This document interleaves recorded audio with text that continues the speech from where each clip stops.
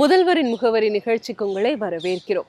4.5 ஆண்டு கால திராவிட மாடல் அரசு சாதிச்சது என்ன அப்படின்றதற்கான மிகப்பெரிய உதாரணம் தான் தமிழ்நாட்டினுடைய பொருளாதார வளர்ச்சி. வேறு எந்த மாநிலமும் எட்ட முடியாத பொருளாதார வளர்ச்சியை தமிழ்நாடு எட்டியிருக்கு. இதற்கு காரணம் தமிழ்நாடு முதலமைச்சர் அவர்கள் தரக்கூடிய திட்டங்கள். இன்னைக்கு தமிழ்நாடு முழுக்க சீரான வளர்ச்சி ஏற்பட்டிருக்கு. முன்னாடியெல்லாம் பார்த்தோம் அப்படின்னா பெருநகரங்கள் மட்டும்தான் வளர்ச்சி இருக்கும், பெருநகரங்கள்ல மட்டும்தான் வேலை வாய்ப்பு இருக்கும் அப்படின்ற ஒரு நிலை இருந்தது. ஆனா அந்த மாதிரி எல்லாம் இல்லாம இன்னைக்கு தமிழ்நாட்டை பொறுத்த வரைக்கும் 2ஆம் நிலை 3ஆம் நிலைன்னு சொல்லக்கூடிய Tier 2 சிட்டிஸ், Tier 3 சிட்டிஸ்ல கூட இன்னைக்கு அந்த வளர்ச்சியை பார்க்க முடியுது. நிறைய இடங்கள்ல மினி டைடல் பூங்காக்களை தமிழ்நாடு முதலமைச்சர் அவர்கள் திறந்து வச்சிட்டு இருக்காங்க. அப்படிதான் பார்த்தோம் அப்படின்னா தேனி மாவட்டமும் இன்னைக்கு பெரிய அளவுல வளர்ச்சி அடைந்திருக்கு. தேனி மாவட்டத்துல மக்களுக்கான பல திட்டங்கள் நிறைவேற்றப்பட்டு வருது, பல கட்டமைப்புகள் மேம்படுத்தப்பட்டிருக்கு. அதுல ஒரு முக்கியமான விஷயம் தான் தேனி மாவட்டத்தில் அமையப்பட்டிருக்கக்கூடிய அறிவுசார் மையம். இந்த அறிவுசார் மையம் அப்படின்றது இளைஞர்களுக்கு ஒரு மிகப்பெரிய ஒரு அறிவு தேடலுக்கான ஒரு இடமா இருக்கு. இங்க படிச்ச அரசு பணிக்கான தேர்வுகள் எழுதலாம், இப்படி நிறைய வாய்ப்புகளை அந்த ஒரு இடம் அவங்களுக்கு கொடுத்திருக்கு. அதை பத்தி பார்க்கலாம்.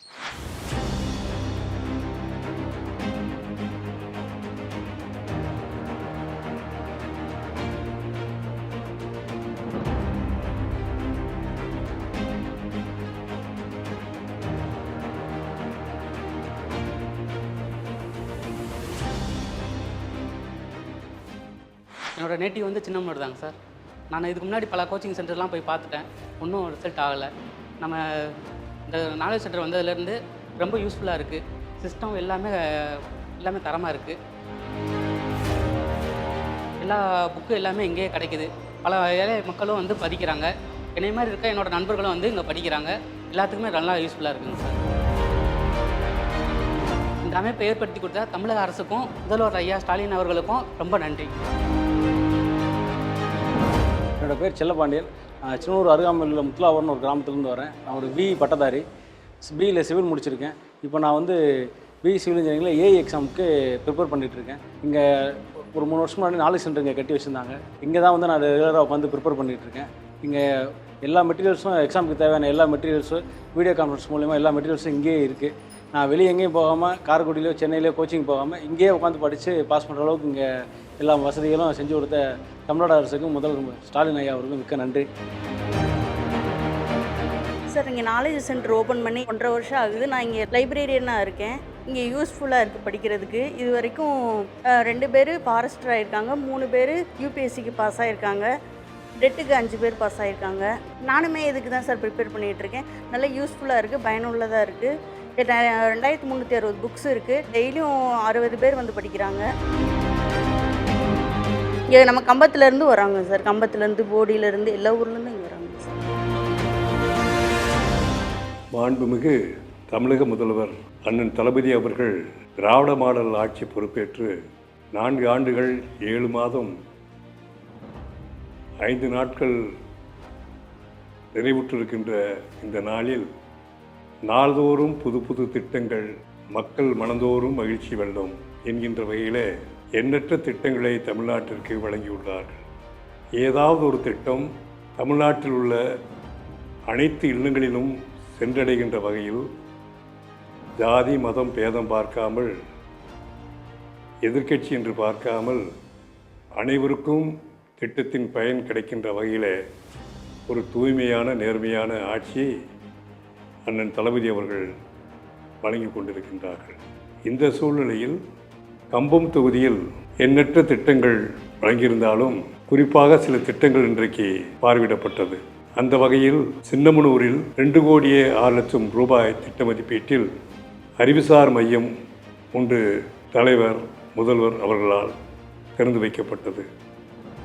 அறிவுசார் மையத்தினுடைய நோக்கம் அறிவு சார்ந்த சமுதாயத்தை, திறன்மிக்க சமுதாயத்தை, சுயமாக சிந்தித்து செயல்படக்கூடிய சமுதாயத்தை உருவாக்க வேண்டும்.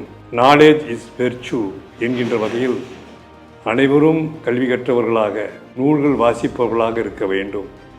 தலைகுனிந்து படித்தவர்கள் தலைநிமிர்ந்து தன்னம்பிக்கையோடு வாழ்வார்கள் என்ற அந்த சிந்தனையை நம்முடைய தலைவர் சமுதாயத்தில் இன்றைக்கு விதைத்திருக்கின்றார்கள். அந்த வகையில் சின்னமனூரில் துவக்கப்பட்டிருக்கின்ற அறிவுசார் மையம் யூபிஎஸ்சி போட்டித் தேர்வுகளை கலந்து கொள்ளக்கூடிய மாணவர்கள், டிஎன்பிஎஸ்சி போட்டித் தேர்விலே கலந்து கொள்ள மாணவர்கள், JEE போட்டித் தேர்விலே கலந்து கொள்ளக்கூடிய மாணவர்கள், வங்கித் தேர்வு, ரயில்வே தேர்வு இப்படி போன்ற பொதுத்துறை தேர்வுகள், மத்திய அரசு தேர்வுகளில் கலந்து கொள்ள மாணவர்களுக்கு அந்த மையம் மிகவும் பயனுள்ளதாக இருக்கின்றது. 2800 நூல்கள் அங்கே பாதுகாக்கப்பட்டிருக்கின்றது.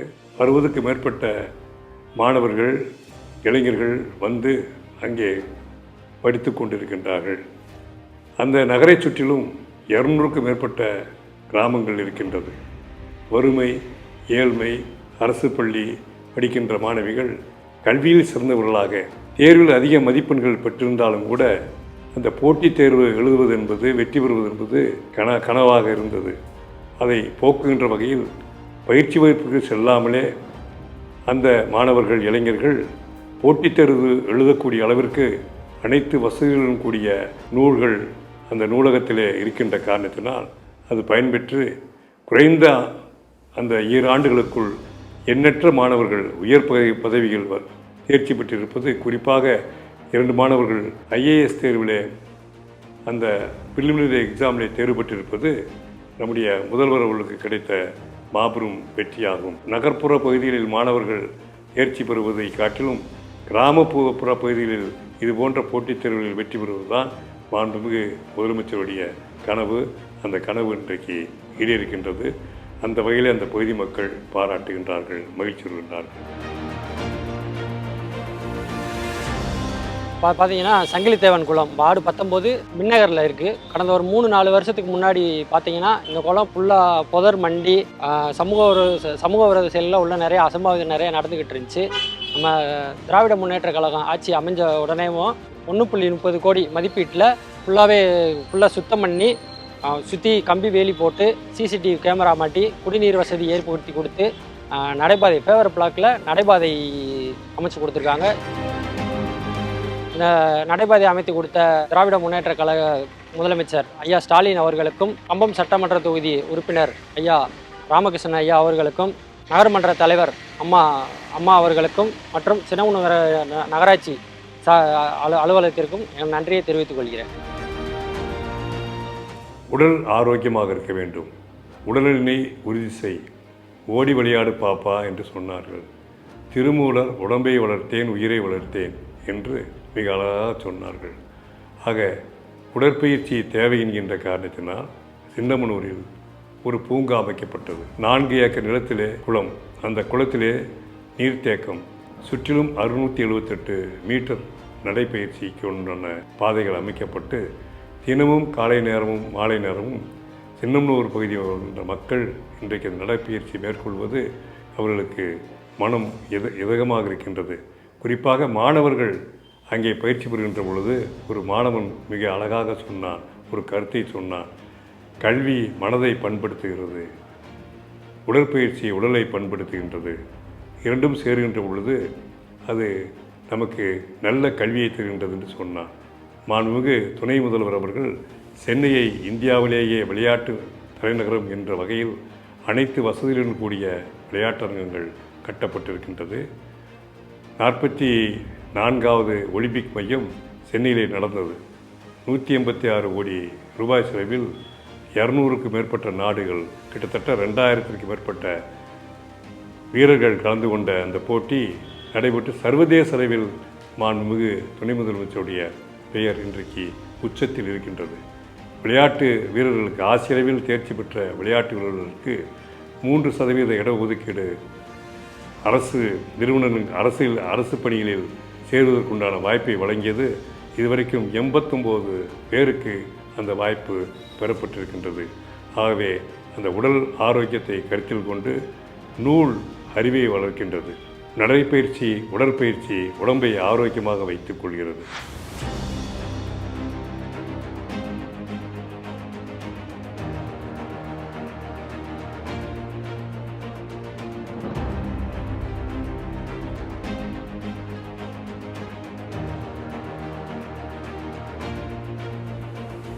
அனைவருக்கும் வணக்கம். என்னுடைய பெயர் ஜா அக்மல்.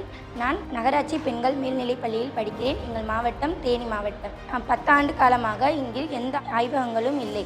அதனால் நாங்கள் எங்கள் தலைமை ஆசிரியரிடம் அணுகி கோரிக்கையிட்டு எங்களுக்கு தேவையான அனைத்தையும் நாங்கள் கூறினோம். நபார்டி ஆய்வக திட்டத்தின் மூலம் எங்களுக்கு 6 வகுப்புகளையும் எங்களுக்கு தேவையான செய்முறை திட்டங்கள் அனைத்தையும் எங்களுக்கு கொடுத்த தெல்மர் ஐயா அவர்களுக்கும், சட்டமன்ற உறுப்பினர்கள் ராமகிருஷ்ணா ஐயா அவர்களுக்கும், எங்கள் தலைமை ஆசிரியர் அம்மா அவர்களுக்கும், எங்கள் மாணவர்கள் சார்பாகவும் ஆசிரியர் சார்பாகவும் நன்றிகளை தெரிவித்துக் கொள்கிறோம். அதிகமாக படிக்கக்கூடிய பள்ளியாகும்.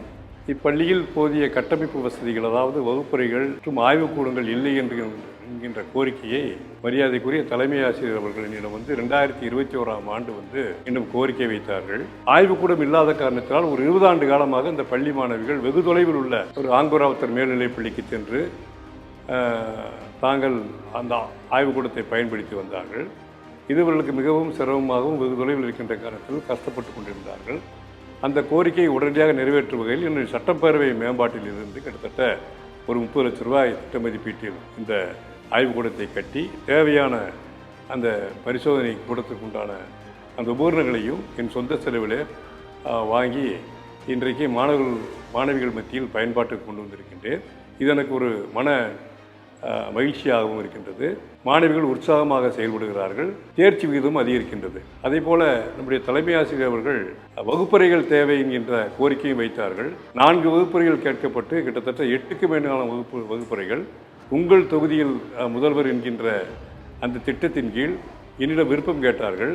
என்னுடைய நினைவுக்கு வந்தது மொய்தீனானவர் பள்ளியில் அந்த 8 வகுப்பறைகள் கட்டித்தர வேண்டும் என்கின்ற அந்த சிந்தனை வந்தது. உடனடியாக என்னுடைய கடிதத்தை நான் முதல்வரிடம் கொடுத்தேன். அதன் அடிப்படையில் நபார்டு திட்டத்தின் கீழ் இங்கே கூடுதலாக 8 வகுப்பறைகள் கட்டப்பட்டு இன்றைக்கு மாணவிகள் வசதியாக படித்துக் கொண்டிருக்கின்றார்கள். அங்கே தேவையான இருக்கைகளும் என்னுடைய சட்டமன்ற மேம்பாட்டிலிருந்து வழங்கப்பட்டிருக்கின்றது. ஆக மாணவிகளின் கல்வி, இடைநிற்றல் குறைவு, வருகை பதிவு அதிகம், கற்றலாற்றல் அதிகரித்திருக்கின்றது, எழுத்து மற்றும் அந்த வாசிப்பு திறன் அதிகரித்திருக்கின்றது, சேர்க்கையும் 60 விழுக்காடுக்கு மேல் அதிகரித்திருக்கின்றது. இதே பள்ளியில் படித்த மாணவி 7.5 விழுக்காட்டில் மெடிக்கல் காலேஜில் கிடச்சி அவங்களுக்கும் நான் 25,000 ரூபா ஊக்கத்தொகையை கொடுத்து இன்றைக்கு மெடிக்கல் காலேஜில் 3ஆவது ஆண்டு தொடர்ந்து படிக்கிறாங்க.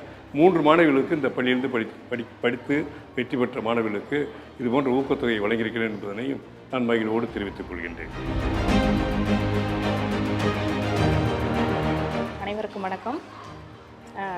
நான் பணிபுரிந்து கொண்டிருக்கக்கூடிய கம்பம் நகராட்சி பெண்கள் மேல்நிலைப் பள்ளியானது கடந்த 2018ஆம் ஆண்டு உயர்நிலைப் பள்ளியிலிருந்து மேல்நிலைப் பள்ளியாக தரம் உயர்த்தப்பட்டது. தரம் உயர்த்தப்பட்டதிலிருந்து மேல்நிலைப் பள்ளி அறிவியல் பாட பிரிவு மாணவியர்களுக்கு உண்டான செய்முறை தேர்வுகளுக்காக என் பள்ளியை சார்ந்த மாணவிகள் அருகமை பள்ளிக்கு சென்று செய்முறை தேர்வுகள் செய்ய வேண்டிய ஒரு சூழலில் இருந்து வந்தனர். மாணவிகளினுடைய வசதி கருதி நாங்கள் எங்கள் பள்ளியினுடைய தலைமை ஆசிரியர் மூலமாக சட்டமன்ற தொகுதி உறுப்பினர் ஐயா அவர்களை சந்தித்து மாணவர்களினுடைய தேவையை முன்வைத்தோம். அதன் அடிப்படையில் எமது பள்ளிக்கு ஐயாவினுடைய முயற்சியின் பலனாக அறிவியல் ஆய்வகமும் ஆய்வகத்திற்கு தேவையான ஆய்வக உபகரணங்கள் உள்ளிட்ட பல்வேறு விதமான பொருட்களை கொடுத்து உதவி இருக்கிறார். அதனால் அந்த காரணத்தினால் கடந்த சில ஆண்டுகளாக எம் பள்ளி மாணவிகள் செய்முறை தேர்வுகளை எங்களது பள்ளியிலேயே செய்து வந்து கொண்டிருக்கின்றனர். அதனைத் தொடர்ந்து மாணவர்களினுடைய கல்வி வளர்ச்சிக்காக கூடுதல் வகுப்பறை கட்டட வசதி வேண்டியிருந்தோம். அந்த கோரிக்கையும் ஏற்று எங்களுக்கு கூடுதல் வகுப்பறை கட்டடங்களையும் கிட்டத்தட்ட 6 வகுப்பறை கட்டடங்களை ஐயா அவர்கள் மாணவர்களினுடைய கல்வி வளர்ச்சிக்காக கொடுத்து உதவி இருக்கிறாங்க.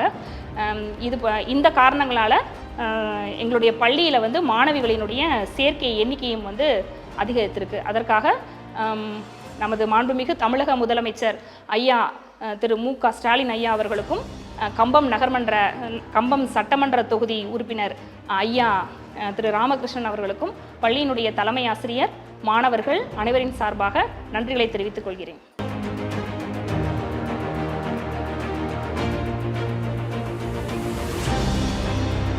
கம்பத்திலே ஆன்மீகம் சார்ந்த ஒரு திருக்கோயிலை பார்த்தோம். அந்த திருக்கோயில் என்பது அருள்மிகு காசி விஸ்வநாதர் திருக்கோயில் மற்றும் அருள்மிகு கம்பராயர் பெருமாள் கோயில் இரண்டும் சிவன் பெருமாள் வசிக்கக்கூடிய ஸ்தலமாகும். சமீபத்தில் 1/12/2025 அங்கே திருப்பணி நடந்தது. கிட்டத்தட்ட அந்த திருக்கோயிலில் இந்து சமய அறநிலையத்துறையின் சார்பாக 4 கோடி ரூபாய் செலவில் திருமண மண்டபம் மற்றும் கலையரங்கம், நாடக மேடை, நூல் நிலையம், தேர்கொட்டகை, நுழைவாயில், அன்னதான கூடம், சிமெண்ட் சாலை, 500க்கு மேற்பட்ட மரங்கள், இப்படி எண்ணற்ற 6 கோடிக்கு மேலாக அங்கே திருப்பணிகள் செய்யப்பட்டு குடமுழுக்கு நடைபெற்றிருக்கின்றது. ஆன்மீகம் மனிதனுக்கு தேவை என்கின்ற அவசியம் இன்றைக்கு தேவைப்படுகிறது. ஆன்மீகம் என்பது தெய்வத்தை வணங்குவது, வழிபடுவது மாத்திரம் கிடையாது. மனநிலையை சரிப்படுத்துவது, செம்மைப்படுத்துவது, ஒழுங்குபடுத்துவது. மனநிலையை கடவுளின் பெயரால் செம்மைப்படுத்துகின்ற பொழுது, பண்படுத்துகின்ற பொழுது அறிவு நிச்சயமாக வளரக்கூடிய வாய்ப்பு இருக்கின்றது. உடல் பேணக்கூடிய வாய்ப்பு இருக்கின்றது. உடலும் மனமும் இணைந்திருக்கின்ற பொழுது இணைந்திருப்பது தான் உண்மையான ஆன்மீகமாகும். அந்த ஆன்மீகத்தை நம்முடைய தலைவர் அவர்கள் இன்றைக்கு ஆட்சி பொறுப்பை ஏற்றவுடன் அன்பு சகோதரர் மாண்புமிகு அமைச்சர் சேகர்பாபு அவர்கள் 3878 திருக்கோயில்களுக்கு குடமுழுக்கு செய்திருப்பதும் 12,000 கோடிக்கு மேற்பட்டு திருக்கோயில் உபயதாரர்கள் மூலமாக திருப்பணிகள் செய்து வருவதும் இன்றைக்கு நாடே பாராட்டுகின்றது.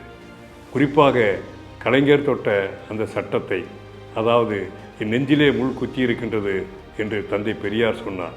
அனைத்து சாதியினரும் அர்ச்சகராகலாம் என்ற சட்டத்தை இன்றைக்கு அதை அவையிலே கொண்டு வந்து இன்றைக்கு 54 பேர் அனைத்து சாதியினர் இன்றைக்கு பல திருக்கோயில்களில் இன்றைக்கு அர்ச்சகராக பணிபுரிந்து வருகிறார்கள்.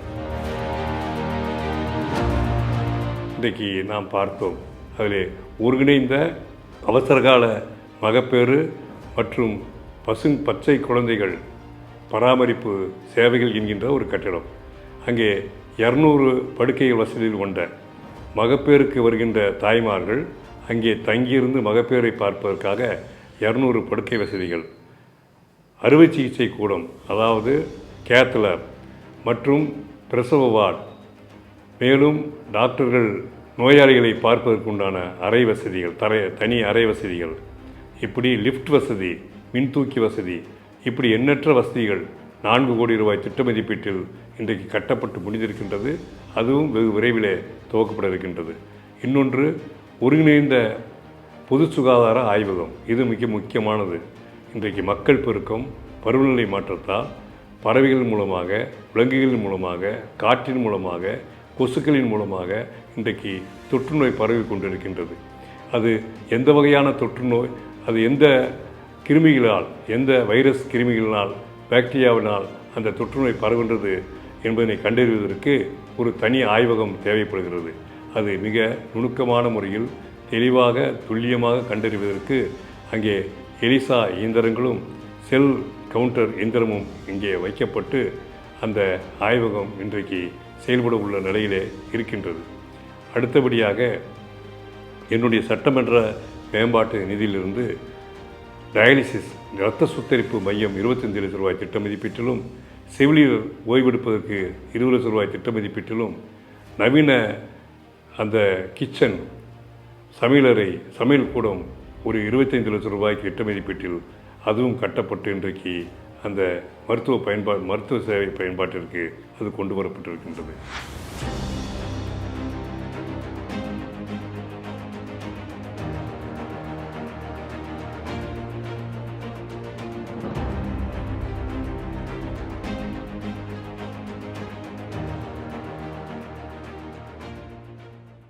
இப்படி எல்லாருக்கும் எல்லாமுமான அரசாக திராவிட மாடல் அரசு விளங்கிட்டு இருக்கு. அதன் காரணமா தான் இன்னைக்கு தமிழ்நாட்டு மக்கள் மகிழ்ச்சியா இருக்காங்க, நிறைவா இருக்காங்க. மீண்டும் ஒரு முதல்வரின் முகவரி நிகழ்ச்சியில் உங்களை சந்திக்கிறேன்.